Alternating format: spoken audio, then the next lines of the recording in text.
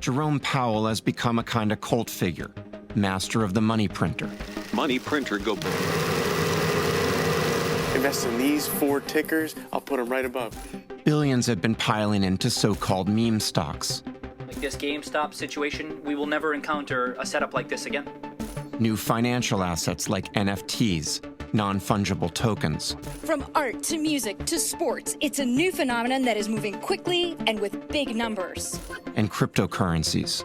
Bitcoin has been on a wild ride during the past few months as the world... It doesn't really matter if something is a good buy or if it's fundamentally sound.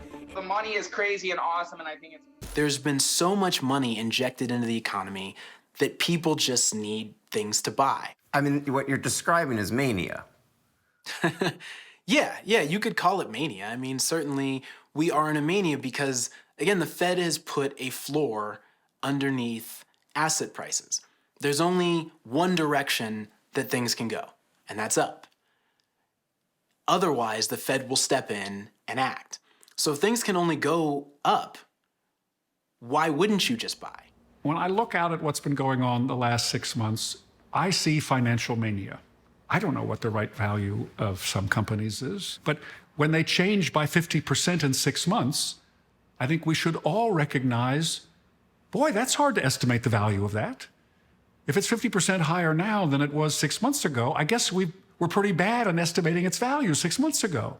I assume you're somebody who has assets, who's invested, and that this has been a good period for someone like you, in part because you own assets. The Fed having pumped asset prices to historically high levels doesn't make me feel comfortable.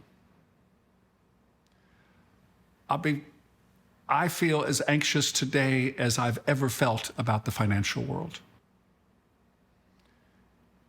because of my belief that the Fed has been pumping up asset prices in a way that is creating a bit of an illusion.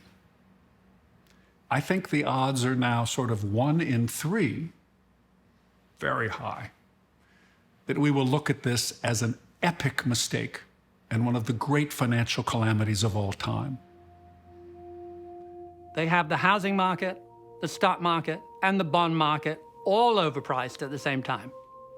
And they will not be able to prevent, sooner or later, the asset prices coming back down. So we are playing with fire because we have the 3 great asset classes moving into bubble territory simultaneously. There's a growing conversation right now about the Fed's role, about whether it's driving wealth inequality, whether it's driving asset prices into dangerous territory that could pop right in our faces, and whether the financial system can withstand that. I mean, there are these seemingly legitimate questions about being in what seems to be uncharted territory. These questions come from people who are keen Wall Street observers or Wall Street. I never have once heard this line of questioning from a member of Congress that represents a low-income or minority district. Never once. They come to us and they say, why can't you do more? They never say, oh my gosh, you're just benefiting Wall Street. You know, raise interest rates because I want to keep Wall Street in check. They say, help my constituents find work. So that's why, I find these questions amusing because I hear them all the time from Wall Street. And these are folks who don't care about what's actually happening on Main Street. I don't hear it from Main Street. I certainly don't hear it from low-income communities. And I've heard all of these questions before.